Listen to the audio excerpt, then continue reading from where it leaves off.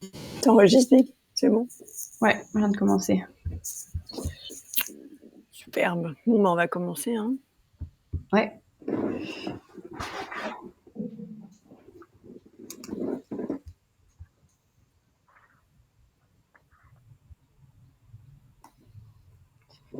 Je pense qu'il faudrait juste demander à tout le monde de couper son micro, sauf si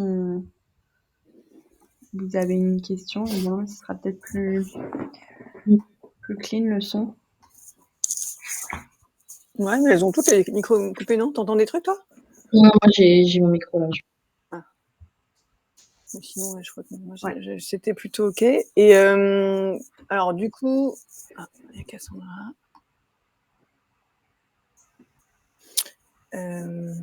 Hello Cassandra. Bon, bah, du coup, déjà, bonjour à toutes. Bonjour les filles. Merci d'être là pour cette belle masterclass. Je pense qu'il va être cool. On va apprendre plein de choses. Du monde, il y a du monde qui arrive.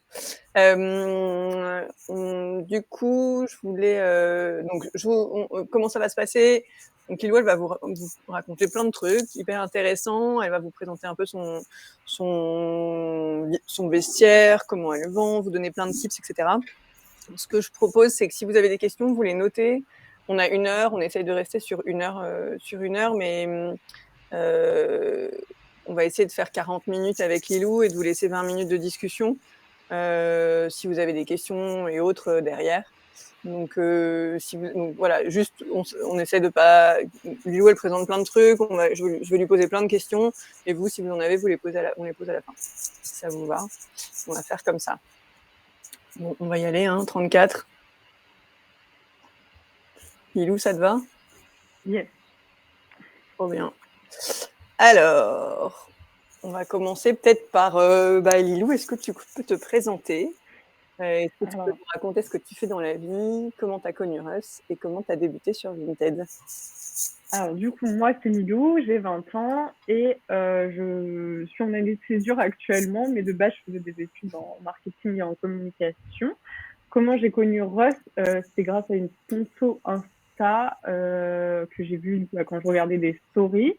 J'ai cliqué un peu par curiosité parce que je vendais souvent sur Vinted et je me suis dit ah, on peut se faire de l'argent supplémentaire s'il y a moyen. Du coup, j'ai regardé un peu, je me suis inscrite pour devenir Russ et ensuite Victoire m'a passé un petit entretien au téléphone pour devenir Russ et voilà, c'est comme ça que j'en suis arrivée là. Et ensuite, je cherchais un stage pour valider ma 2e année de communication et je me suis dit ah bah peut-être qu'elle cherche chez Russ justement. J'ai envoyé un message à Victoire et du coup j'ai fait un stage super bien passé avec Céleste, Victoire et Tara. Et du coup voilà pour comment j'ai commencé à vendre sur Vinted. En fait moi j'étais déjà un peu Russ avant que avant d'être Russ avec vous, parce que mes copines, elles m'avaient déjà demandé oui, Lilou, est-ce que tu peux vendre mes vêtements à ma place et moi, je te donne 50%. Donc, je m'étais dit, ah, trop bien, c'est un super concept et toute personne n'avait pensé. Et en fait, j'ai vu que elles y avaient pensé. Voilà, du coup, c'est comme ça que j'ai commencé à vendre sur Vinted. Et ça fait combien de temps que tu vends sur Vinted? Je dirais que ça fait 4 ans, quelque chose comme ça. Et du coup, ça fait un an, un peu plus que je suis Russ. Ok, trop bien. Et du coup, est-ce que tu as vu un peu un avant-après une fois que tu es devenu Russ? En gros, avant, il y a un an, tu avais combien de followers, combien d'éval, etc. Et aujourd'hui, et puis peut-être parler à ce moment-là aussi de combien tu as vendu en un an, combien de commandes tu as prises. Du coup, moi, ouais, ça m'a permis de vachement augmenter la gamme des vêtements que je vendais parce que mes copines elles sont jeunes comme moi, donc on n'a pas forcément l'argent pour s'acheter des vêtements premium chez Sandro, etc. Donc là, ça m'a permis d'avoir des clientes adultes qui me donnaient des vêtements plutôt haut de gamme. Donc, du coup, ça m'a permis de fidéliser un peu sur Vinted, de prendre des abonnés qui recherchaient un peu cette gamme de vêtements-là. En un an, j'ai pris à peu près 200 followers et du coup, maintenant, j'en ai 628 et 300 évaluations à peu près.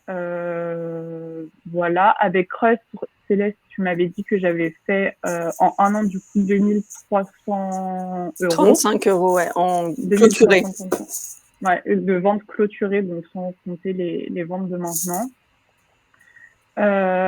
Du coup, voilà, en un Et an. 17 commandes, je crois que tu as fait. Ouais, c'est ça. Et ce qui est intéressant aussi sur Lilou, c'est celle qui a le plus haut panier moyen. Elle est vraiment à 2 doigts avec une autre Russ, mais avec Juliette, mais qui a genre 5 centimes de différence. Et du coup, elle a un panier moyen de 137 €, qui est quand même assez important. Enfin, 137 € de panier moyen, c'est pas par produit, hein, c'est par commande. Donc ouais, 137 € par commande, qui est du coup la plus haute, le prix le plus haut, enfin la commande les plus hautes, les commandes les plus hautes. Ok, très cool. Et est-ce que peut-être tu veux nous partager peut-être ton Vinted maintenant et nous parler un peu de ta plus belle vente ou ta vente la plus pourrie d'ailleurs?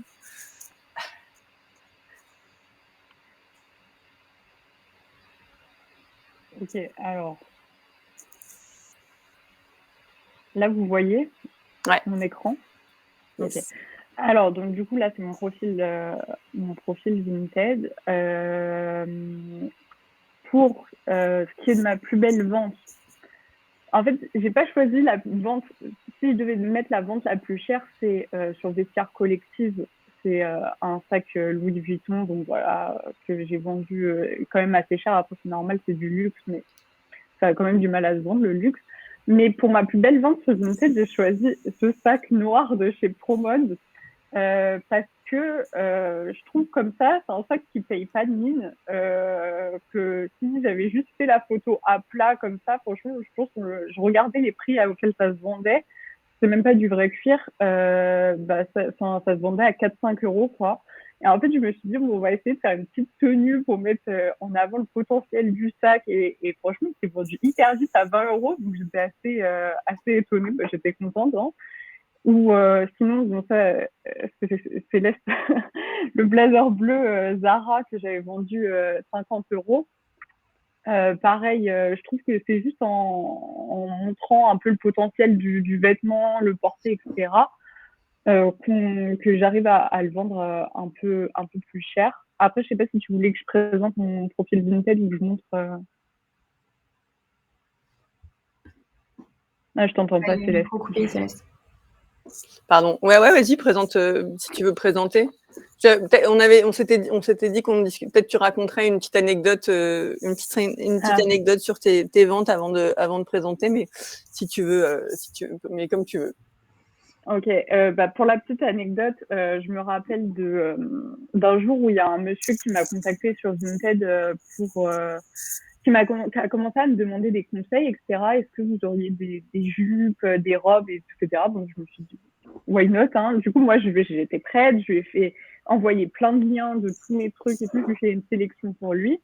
Et genre, en fait, c'était un sugar daddy qui, il m'a fait un lot avec toutes les jupes et les robes.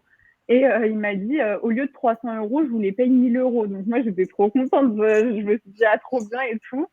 Et il a arrêté de répondre, malheureusement.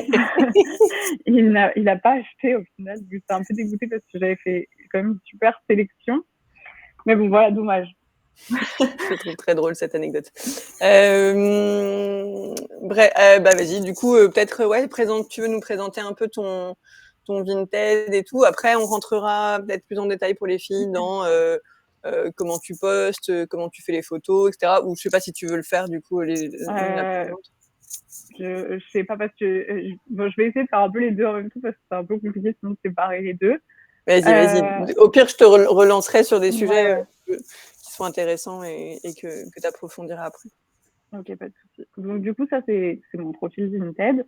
J'ai fait le choix de faire une petite description parce que sinon, franchement, les gens souvent ne lisent pas les descriptions. Hein. Ils vont vous reposer la question après. Oui, vous faites quelle taille, etc. Mais bon, je l'ai mis au cas où quelqu'un lit.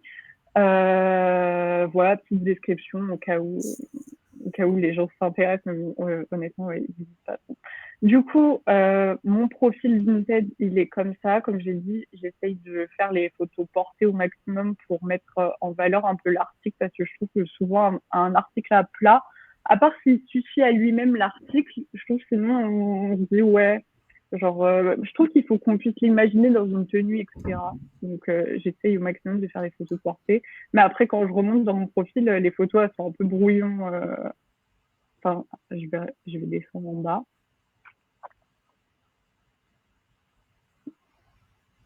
Voilà, à partir de là, en fait, tous les vêtements d'été, j'ai pas encore eu le temps de refaire les photos et bah, les photos, je trouve, elles sont pas ouf. Enfin, c'est mieux, je trouve, quand toutes les photos se ressemblent et ont été prises sur le même fond.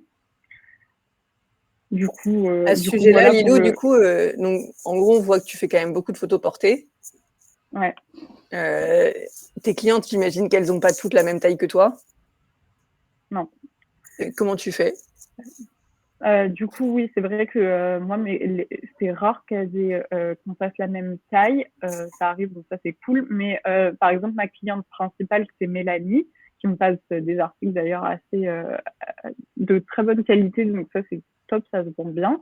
Mais elle fait une taille 42, 44, voire 46 pour certains trucs. Je vais prendre un exemple. Hop.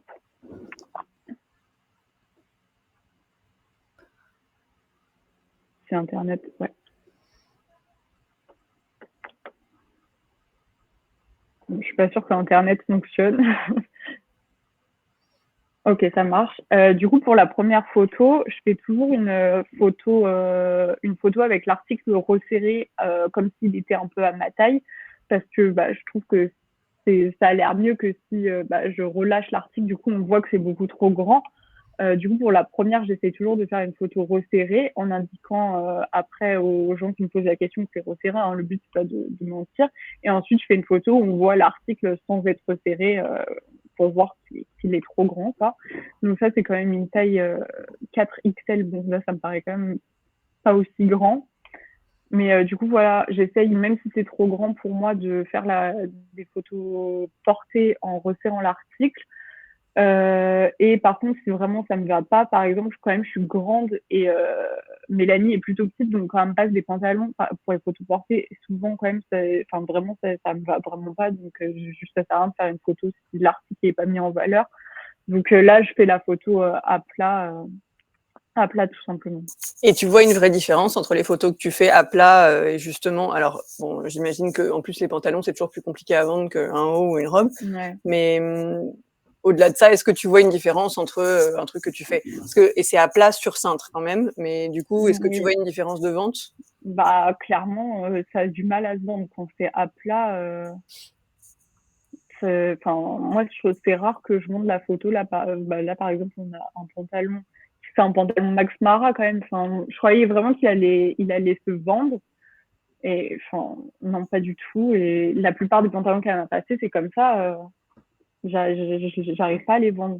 Ok. Et je trouve sur les photos aussi, on voit bien que tu fais pas mal de looks.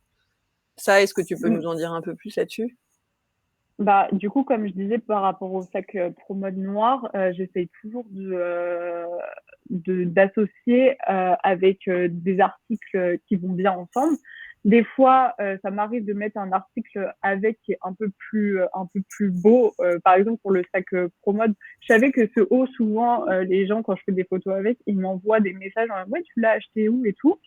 Du coup, je me suis dit, je vais mettre parce que les gens, ils vont cliquer, même s'ils croient que c'est le haut que je vends et pas le sac, ça fait des vues et pour l'algorithme Vinted, ils vont me mettre plus en avant. Du coup, les gens, ils vont l'avoir plus dans leur fil d'actualité et éventuellement quelqu'un qui est intéressé par le sac. Ah. Et les accessoires, tu les vends facilement aussi? Enfin, là, tu parles d'un sac, mais j'ai vu des lunettes, des chapeaux, etc. Franchement, ouais, les accessoires, ça part plutôt bien, généralement. Après, oui, les lunettes, je les mets pas sur moi parce que je veux pas mettre non plus mon visage en gros plan. Mais ouais, les accessoires, ça part plutôt bien. Après, pour les trucs un peu plus chers, souvent, ça part mieux sur Vestiaire Collectif que sur que sur Vinted. Oui, bien sûr. Et les chaussures, tu as un point de vue sur les chaussures? Bah, les chaussures, c'est la même chose. Je trouve que bon, ça, je trouve pas qu'il y a forcément besoin de les porter parce qu'une chaussure, je trouve que ça suffit un peu à elle-même. Et pareil, je trouve que ça se vend plutôt bien. Enfin, à part, par exemple, Mélanie, elle m'a passé bon, une paire de bottines en cuir qui se vend super cher. Ça a du mal à partir, mais généralement, les chaussures, je les vends bien aussi. Enfin, je trouve qu'il n'y a pas besoin de faire beaucoup d'efforts pour les photos, pour les chaussures. Ok. Est-ce que maintenant, je sais pas quelle est la suite prévue pour Céleste, mais tu peux peut-être rentrer dans une annonce et nous expliquer aussi un peu comment tu décris l'article. Est-ce que tu utilises des hashtags? Je pense que c'est une question qui revient assez Ouais, régulièrement. juste sur la photo pour terminer, la dernière chose, je sais pas si vous en avez parlé, mais du coup, comment tu fais pour prendre tes photos? Juste, est-ce que tu les fais retardateur, toujours face au miroir? Est-ce que tu le fais toi-même? Du coup, moi, dans l'idéal, j'essaie toujours de faire les photos avec le retardateur parce que y a personne pour me prendre en photo, même si ça serait plus facile. Mais là, je fais avec mon téléphone en fait face à moi comme ça, et je mets le retardateur, je le pose sur l'arbre à chat pour que ça soit à peu près à la bonne hauteur.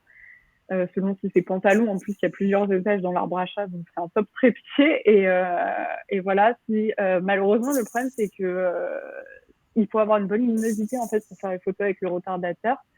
Si vraiment la luminosité, j'arrive pas, etc., je fais dans le miroir. Mais c'est vrai que je trouve que les photos, ça fait plus propre quand c'est en face à face que dans le miroir. Tu vas pouvoir prendre un assistant photo bientôt. Un stagiaire. Ok. Du coup, pour les descriptions, alors là, je vais en afficher une. J'essaye de mettre à chaque fois, bon, franchement, je le fais pas à tous les coups, mais j'essaye de traduire dans 5 langues différentes. En fait, c'était une personne sur Slack qui avait donné le conseil. En plus, elle est dans l'appel. Je sais plus c'était qui, mais bref. Elle avait donné le conseil de mettre en plusieurs langues sur les descriptions Vinted. Et du coup, je mets en anglais, en espagnol, italien et néerlandais pour les langues. Et franchement, depuis que je fais ça, ça marche super bien. En fait, ça attire des clientes un peu de différents horizons. Je vois bien que souvent, il y a des néerlandaises ou des italiennes qui viennent me poser des questions. Donc, franchement, c'était un super conseil. Ça, pour le coup, je vous conseille de le faire. C'est fou parce que tu as quand même le moyen de traduire l'annonce. Pour le coup, sur Vinted, il fait traducteur, quoi. Mais peut-être que du coup, aussi, dans les mots-clés qui sont tapés, du coup, ça... Je pense que c'est ça. J'essaye toujours de décrire l'article comme si le client était aveugle. Tu pouvais pas le voir en mettant le maximum de mots-clés, des synonymes. Voilà, froufrou. Là, par exemple, je vois froufrou volant parce que selon les gens, ils vont pas chercher la même chose dans la barre de recherche. J'essaie de mettre au maximum. Quand je connais le prix neuf, je mets le prix neuf pour insister. Les gens qui négocient au rabais à chaque fois, leur dire quand même, enfin, elle a coûté un peu cher, je vais pas la vendre à 100 € non plus. Et j'essaie de mettre des emojis pour un peu faciliter la lecture, etc. Bon, après, j'en mets pas à foison, hein, c'est juste pour que ça fasse organisé. Ok, trop cool. Je trouve ça intéressant quand tu dis. Et d'ailleurs, si vous voulez, les participantes, si vous participants et participantes, d'ailleurs, je sais pas si c'est des garçons, mais si vous voulez poser des questions en attendant, enfin pendant le truc aussi, n'hésitez pas sur la messagerie de l'appel, hein, vous pouvez, n'hésitez pas, et comme ça, si vraiment ça a un intérêt à ce moment-là, vaut mieux la poser maintenant, mais du coup, vous pouvez les écrire dans le petit message, en message. Du coup, donc sur la partie description, je trouve ça intéressant, de dire, de le faire comme si t'étais. Alors c'est complètement logique, mais de dire, ok, si j'étais aveugle, comment je décrirais cet article? Je trouve ça assez intéressant pour avoir vraiment des détails, parce que des fois tu dis, bon, là j'ai déjà tout dit, c'est bon dans le descriptif, et en fait je trouve que le principe de dire, ok, si t'étais aveugle, c'est cool. Trop cool. Est-ce que tu peux nous parler un peu des prix? Comment tu définis les prix? Ouais. Et du coup, juste, Victor m'avait parlé des hashtags et j'en ai pas du tout. Je sais qu'il y en a qui le font, qui le conseillent. Moi, j'ai déjà essayé et ça marche pas pour moi. Donc après, de toute façon, ça marche pour d'autres, je sais pas. Mais en tout cas, je le fais pas. Pour les prix, à chaque fois, des fois, je vois avec mes clientes parce que à ça va combien elles vont payer, à combien elles veulent le vendre un peu. Mais souvent, ce que je fais, parce que la plupart, elles ont un peu la flemme, elles me laissent un peu le lead. Je tape sur Vinted en mettant les filtres qui correspondent à mon article, comme si je le recherchais. En fait, je voulais l'acheter. Je regarde s'il y en a. Si je trouve exactement les mêmes articles, dans ce cas-là, je note les prix qui y sont mis. Et souvent, je mets à peu près 15% de plus que les prix. Parce que je me dis, ok, eux, ils l'ont mis, mais leurs photos, les photos sont pas portées, l'article est pas mis en valeur, ils n'ont pas forcément beaucoup d'évaluation. Donc, je me dis, un acheteur qui va regarder, il va peut-être plus aller acheter sur mon profil parce que j'ai plus d'évaluation et que j'essaye de faire des photos propres. Donc, voilà, je rajoute un peu de prix et ça comporte aussi la marge de négociation parce que les gens sur Vinted négocient férocement tout le temps. Du coup, voilà. Et pour le luxe, ouais, est-ce que tu as les mêmes méthodes pour le luxe que pour la fast fashion ou le premium? Pour le luxe, déjà, je regarde pas trop sur Vinted. Souvent, je regarde plus sur Vestiaire Collectif parce que la plupart des gens vendent plus là-bas que sur Vinted. Et je demande à ma cliente souvent combien elle l'a acheté. Je regarde neuf le prix parce que le luxe, ça se dévalue quand même beaucoup moins que le reste. Des fois, même ça se vend plus cher. Voilà, après sur Vestiaire Collectif, c'est quand même relou qu'il y ait la commission de 14% parce que vous vendez un article 800 €, vous en récupérez que 650, quoi. Ça ouf, mais bon. Ça se vend beaucoup mieux le luxe sur Vestiaire Collectif que sur Vinted en tout cas. Ouais. Après, là, Vinted est en train vraiment de prendre des initiatives sur le luxe. Ouais. Ils savent très bien que c'est sur ce point-là à chaque fois qu'ils pêchent. Ouais, exactement. Donc maintenant, il y a un moyen d'authentifier comme sur Vestiaire Collective avec l'acheteur peut payer 15 € ou 20 €. Et du coup, ça permettra. Et ils essaient au maximum de virer tout ce qui est faux, tout ce qui est toutes les arnaques, quoi. Donc peut-être que sur Vinted, on aura aussi de belles surprises pour le luxe, quoi, bientôt. Ouais, j'espère, ouais. Ok, et puis après le luxe aussi peut-être est plus long à vendre aussi, mais ouais, clairement, faut être patient pour vendre le luxe. Hein. Ça prend beaucoup plus de temps qu'un article. En même temps, les gens doivent mettre beaucoup plus le prix que pour un autre article, donc mais ça se vend. Faut l'espère avec de la patience. Et t'as d'autres sur le premium, tu t'en mets sur Vestiaire Collective aussi ou c'est uniquement sur Vinted? Je mets un peu de premium sur. Je vais montrer mon compte Vestiaire. Mais alors la version web de Vestiaire Collectif est horrible, je trouve, mais bref. Ouais. Par exemple, là je vends un sac Marc Jacobs. C'est pas du luxe. Après oui, le reste c'est un peu luxe, mais j'avais vendu une robe Gianni par exemple. C'est pas du luxe, c'est plutôt du premium. Ok. Mais je vends quand même beaucoup mieux le luxe que le premium sur les cartes collectifs. Parce que j'avais déjà essayé de mettre des trucs mages, etc. et que c'était pas trop parti. D'accord. Et tu utilises d'autres plateformes ou c'est les deux seules plateformes de... Non, c'est les deux seules. J'ai déjà essayé les groupes Facebook, mais ça marche pas. Mais je sais que Elise, elle m'avait dit qu'elle mettait beaucoup dans les groupes Facebook et que comme ça, elle faisait plein de remises en main propres. Genre, à chaque fois qu'elle ajoutait des trucs sur Vinted, elle met un message dans le groupe de sa ville des arrondissements de Paris à côté en mode je viens d'ajouter des trucs sur Vinted et qu'elle avait plein de ventes comme ça, en plus en remise en main propre. Moi, ça n'a pas fonctionné pour moi, mais apparemment, elle, ça fonctionne bien. Donc, ça peut être une bonne idée. Ok. Et niveau donc là, on parlait de prix, mais niveau négociation, du coup, quand donc tu disais quand vraiment c'est abusé, tu leur dis qu'ils sont gentils, mais non, que voilà, on n'est pas non plus à une braderie. Mais et quand t'as des grosses négociations, qu'est-ce que tu fais? Tu t'es ferme Euh, et tu dis non ou tu fais autre chose?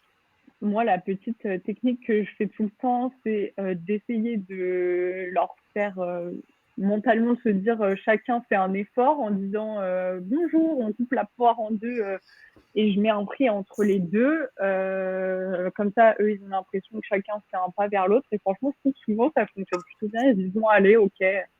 Plutôt que de dire non. Après, si c'est des gens, l'article, il coûtait genre 100 euros, ils veulent à 50 euros, je vais pas le proposer genre à 70 euros. Enfin, genre, faut pas abuser, mais quand c'est une négociation sur 10-15 euros, là, ok. Souvent, j'insiste sur la qualité du produit. Si les gens ils veulent vraiment se négocier, je leur dis oui, c'est du cachemire, c'est de la soie quand même. Ou c'est neuf, enfin vraiment j'essaie d'insister et des fois les gens ils disent bon ok, ou je leur demande oui vous voulez que je prenne les mesures pour être sûr que ça vous va, j'essaie de leur faire un petit service, voilà.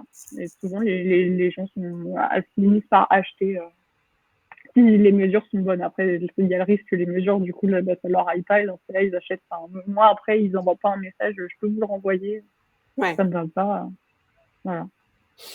Et est-ce que tu as des petits tips pour pousser à l'achat des fois un petit peu avec sans être malhonnête, mais à essayer de dire des petites choses où on peut.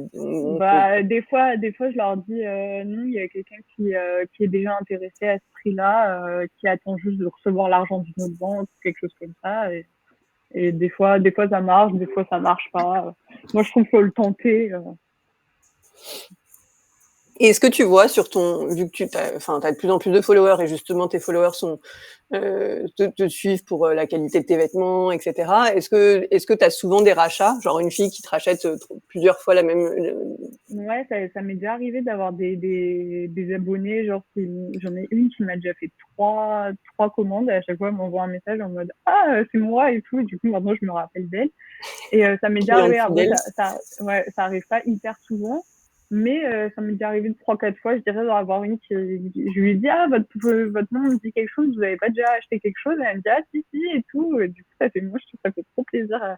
En plus, elle me met une évaluation en mode jamais déçu et tout. Du coup, c'est marrant. Trop bien.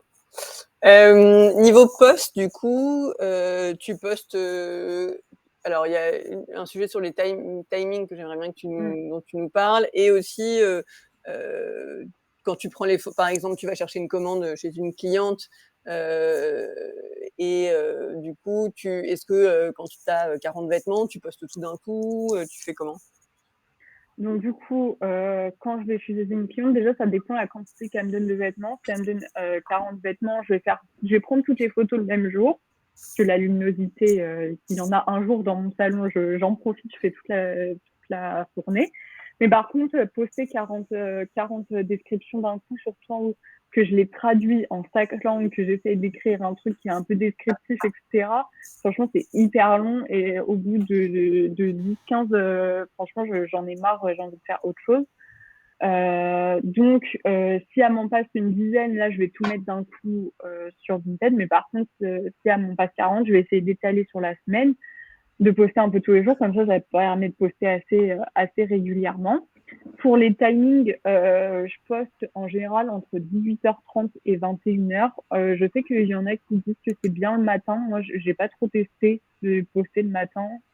Je sais pas, faudrait que j'essaye.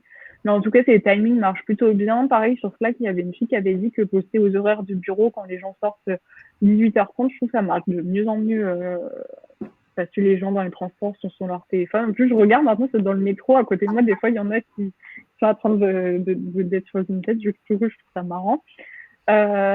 Pour qu'il y ait des jours de la semaine, je trouve qu'il n'y a pas de différence flagrante. Il y en a qui disent que c'est mieux lundi, mardi, jeudi et vendredi et le week-end et pas le mercredi. Mais bon, enfin, moi, j'ai pas vu de différence flagrante. Je trouve que c'est plutôt sur la période du mois. En début de mois, je trouve que les gens achètent beaucoup. Ils viennent de recevoir leur salaire. Donc, je trouve que c'est plus propice à la vente. Euh, et voilà. Souvent, je baisse les prix le dimanche de 1 euro. Bon, je peux pas ça toutes les semaines non plus parce que sinon, les prix, au bout d'un moment, ils vont être trop bas. Mais sur quelques articles, ça fait un moment qu'ils sont là et je vois qu'il y a beaucoup de favoris. Je baisse de 1 euro le dimanche. Et souvent, ça déclenche une vente, souvent quand je le fais. Donc voilà.